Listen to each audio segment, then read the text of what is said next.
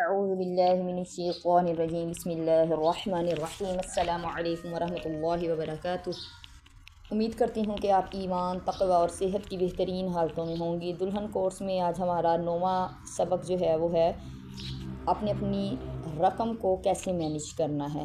آج ہم money management کے بارے میں جو ہے وہ پڑھیں گے۔ آپ کو پتہ ہونا چاہیے کہ آپ کیا چیز اور کیوں خرید رہے ہیں، اور آپ کو پتہ کرنا ہوگا کہ آپ کے اندر کون سا خلا ہے جو آپ شاپنگ کر کے جو ہے وہ بھر رہی ہیں۔ ہر سیل لگنے والی جو ہے اس میں ہر چیز نہیں خریدنی۔ جو چیزیں ضرورت کی ہیں وہ سیل لگنے پر لے کر سٹاک کر سکتے ہیں، لیکن اس کا مطلب یہ نہیں کہ سیل لگ گئی ہے تو غیر ضروری اشیاء کو جو ہے وہ خرید لیا جائے۔ کپڑے اس فیشن میں نہ جائیں کہ جو پرانا ہو جائے، اپنے سٹائل میں بنوائیں، ایسا بنوائیں جو پرانا بھی نہ لگے، کیونکہ فیشن تو کچھ دنوں میں پرانا ہو جاتا ہے۔ جو چیزیں گھر میں بن سکتی ہیں نا انہیں باہر سے مت خریدیں۔ یہ آپ کی منی مینجمنٹ میں بڑا ایک رول ادا کرے گا۔ خرچ تصاویر یا پوسٹوں کے لیے نہ ہو بلکہ اپنے لیے ہو۔ مانگتے رہنے کی عادت بھی بہت بری بات ہے۔ یہ اچھی عادت نہیں ہے کہ آپ ہر وقت مانگتے رہیں، کبھی اس سے پیسے مانگ، کبھی اس سے پیسے مانگ، تو اس سے جو ہے وہ بچیں۔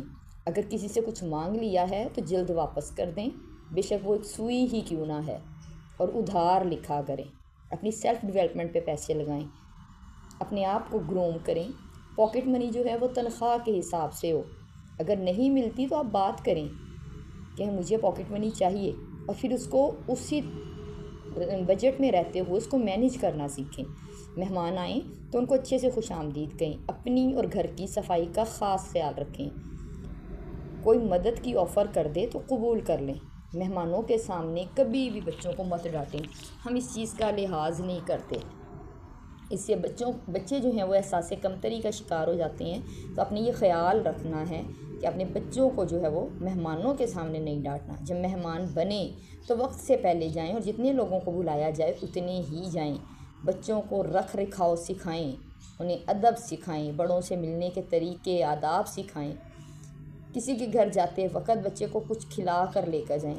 کچھ مائیں ایسی ہوتی ہیں کہ کسی کے گھر جا رہی ہیں تو اپنے بچے کو بھوکا لے جاتی ہیں اور کہتی ہیں کہ اگلے کے گھر جا کے جو ہے نا وہاں سے کبھی دودھ مانگ لیں گے، چائے پیتا ہے تو چائے مانگ لیں گے، بوتل پیتا ہے تو وہ ہم اپنے فیڈر میں ڈلوا دیں گے، یا کھانا ان کے گھر جا کے کھا لیں گے۔ تو یہ عادتیں اچھی نہیں ہیں۔ دعوت اس لیے نہیں ہم نے کرنی کہ انہوں نے بھی کی تھی، یہ ہمارا ایک المیہ ہے، ہم یہ سوچتے ہیں کہ فلاں نے میری دعوت کی ہے تو میں نے بھی اس کی دعوت کرنی ہے۔ تو یہ اپنی سوچ نکال دیں، بلکہ خوشی سے کریں، دلی طور پہ کریں۔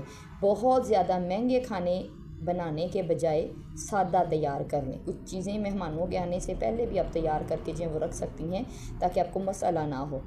اور جب کسی کو تحفہ دینا ہے تو اپنی حیثیت کے مطابق دیں، بڑھا چڑھا کر دینے کی کوئی ضرورت نہیں، مقابلہ کرنے کی ضرورت نہیں۔ تحفہ دینے سے محبت بڑھتی ہے تو بے شک وہ چھوٹی سی چیز ہی کیوں نہ ہو۔ اب ہم نے یہ یاد رکھنا ہے کہ ہم نے ہر سیل پہ ٹوٹ کے نہیں پڑ جانا۔ ہر سیل پہ لگنے والی چیز خریدنے کے لیے نہیں، وہ کتنی ہی سستی کیوں نہ ہو، یہ آپ نے دھیان رکھنا ہے۔ جب بھی آپ کا گھر جو ہے وہ بہتر طریقے سے چلے گا، اور اس میں سب سے پہلے نمبر پر آپ نے صدقہ ضرور کرنا ہے۔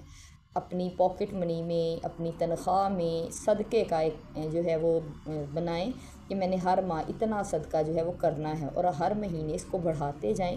آپ دیکھیں گی کہ اللہ تعالیٰ آپ کی کمائیوں میں اتنی برکت ڈال دے گا۔ پھر دوسروں کو دکھانے کے لیے نہیں خرچ کرنا ہے۔ ہمارے اندر شو آف بہت زیادہ ہو گئی ہے، ہم اس چیز کا دھیان نہیں کرتے، بس ہم نے پہننا ہے تو دوسروں کو دکھانے کے لیے، کھانا ہے تو دوسروں کو دکھانے کے لیے، تو اس چیز سے بچیں۔ اور ایک اپنی زندگی کا ایک اصول بنا لیں کہ کچھ بھی ہو جائے ہم نے ادھار نہیں لینا، اس سے بچیں۔ مہمان آئیں یا مہمان بنیں، کھانا مہنگا نہ ہو، نہ ہی آپ گفٹ کسی کو مہنگے دیں۔ صفائی اور رکھ رکھاؤ کا آپ خیال رکھیں، اپنا موازنہ کسی سے نہ کریں۔ جو کرنا ہے آپ نے اپنی خوشی سے کرنا ہے، اور اسی خوشی میں جو ہے وہ آپ لوگ راضی رہیں، نہ کہ شکوے کرنے جو ہے وہ لگ جائیں۔ اللہ تعالیٰ ہم سب کو اس پہ عمل کرنے کی توفیق دے، آمین ثم آمین۔